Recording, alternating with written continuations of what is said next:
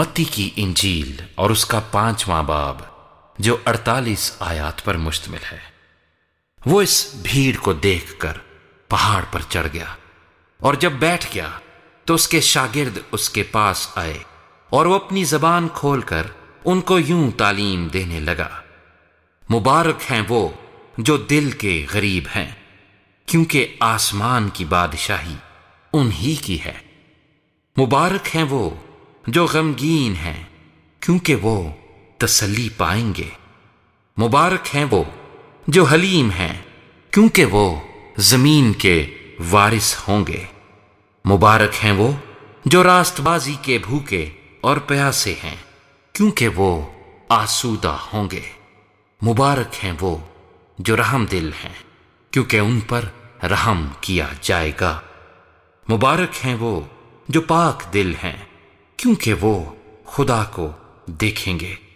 مبارک ہیں وہ جو صلح کراتے ہیں، کیونکہ وہ خدا کے بیٹے کہلائیں گے۔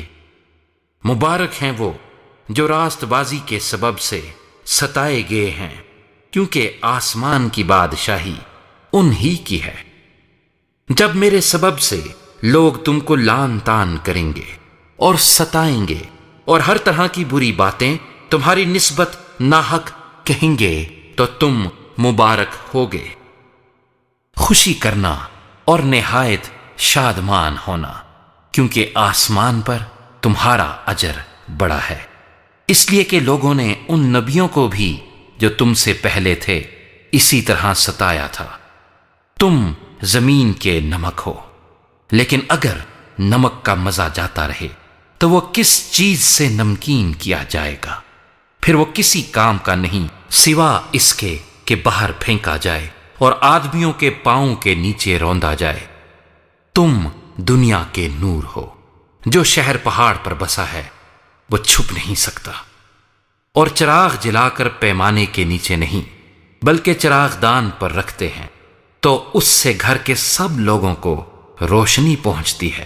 اسی طرح تمہاری روشنی آدمیوں کے سامنے چمکے، تاکہ وہ تمہارے نیک کاموں کو دیکھ کر تمہارے باپ کی جو آسمان پر ہے تمجید کریں۔ یہ نہ سمجھو کہ میں توریت یا نبیوں کی کتابوں کو منسوخ کرنے آیا ہوں۔ منسوخ کرنے نہیں بلکہ پورا کرنے آیا ہوں، کیونکہ میں تم سے سچ کہتا ہوں کہ جب تک آسمان اور زمین ٹل نہ جائیں، ایک نقطہ یا ایک شوشہ توریت سے ہرگز نہ ٹلے گا جب تک سب کچھ پورا نہ ہو جائے۔ پس جو کوئی ان چھوٹے سے چھوٹے حکموں میں سے بھی کسی کو توڑے گا اور یہی آدمیوں کو سکھائے گا، وہ آسمان کی بادشاہی میں سب سے چھوٹا کہلائے گا، لیکن جو ان پر عمل کرے گا اور ان کی تعلیم دے گا، وہ آسمان کی بادشاہی میں بڑا کہلائے گا۔ کیونکہ میں تم سے سچ کہتا ہوں کہ اگر تمہاری راست بازی فقیہوں اور فریسیوں کی راست بازی سے زیادہ نہ ہوگی تو تم آسمان کی بادشاہی میں ہرگز داخل نہ ہوگے۔ تم سن چکے ہو کہ اگلوں سے کہا گیا تھا کہ خون نہ کرنا، اور جو کوئی خون کرے گا وہ عدالت کی سزا کے لائق ہوگا۔ لیکن میں تم سے یہ کہتا ہوں کہ جو کوئی اپنے بھائی پر غصے ہوگا وہ عدالت کی سزا کے لائق ہوگا، اور جو کوئی اپنے بھائی کو پاگل کہے گا وہ صدر عدالت کی سزا کے لائق ہوگا، اور جو اس کو احمق کہے گا وہ آتش جہنم کا سزاوار ہوگا۔ پس اگر تو قربان گاہ پر اپنی نظر گزرانتا ہو اور وہاں تجھے یاد آئے کہ میرے بھائی کو مجھ سے کچھ شکایت ہے، تو وہیں قربان گاہ کے آگے اپنی نظر چھوڑ دے اور جا کر پہلے اپنے بھائی سے ملاپ کر، تب آ کر اپنی نظر گزران۔ جب تک تو اپنے مدعی کے ساتھ راہ میں ہے اس سے جلد صلح کر لے، کہیں ایسا نہ ہو کہ مدعی تجھے منصف کے حوالے کر دے اور منصف تجھے سپاہی کے حوالے کر دے اور تو قید خانے میں ڈالا جائے۔ میں تجھ سے سچ کہتا ہوں کہ جب تک تو کوڑی کوڑی ادا نہ کر دے گا وہاں سے ہرگز نہ چھوٹے گا۔ تم سن چکے ہو کہ کہا گیا تھا کہ زنا نہ کرنا، لیکن میں تم سے یہ کہتا ہوں کہ جس کسی نے بری خواہش سے کسی عورت پر نگاہ کی وہ اپنے دل میں اس کے ساتھ زنا کر چکا۔ پس اگر تیری دہنی آنکھ تجھے ٹھوکر کھلائے تو اسے نکال کر اپنے پاس سے پھینک دے، کیونکہ تیرے لیے یہی بہتر ہے کہ تیرے اعضاء میں سے ایک جاتا رہے اور تیرا سارا بدن جہنم میں نہ ڈالا جائے۔ اور اگر تیرا دہنا ہاتھ تجھے ٹھوکر کھلائے تو اس کو کاٹ کر اپنے پاس سے پھینک دے، کیونکہ تیرے لیے یہی بہتر ہے کہ تیرے اعضاء میں سے ایک جاتا رہے اور تیرا سارا بدن جہنم میں نہ جائے۔ یہ بھی کہا گیا تھا کہ جو کوئی اپنی بیوی کو چھوڑے اسے طلاق نامہ لکھ دے، لیکن میں تم سے یہ کہتا ہوں کہ جو کوئی اپنی بیوی کو حرام کاری کے سوا کسی اور سبب سے چھوڑ دے وہ اس سے زنا کراتا ہے، اور جو کوئی اس چھوڑی ہوئی سے بیاہ کرے وہ زنا کرتا ہے۔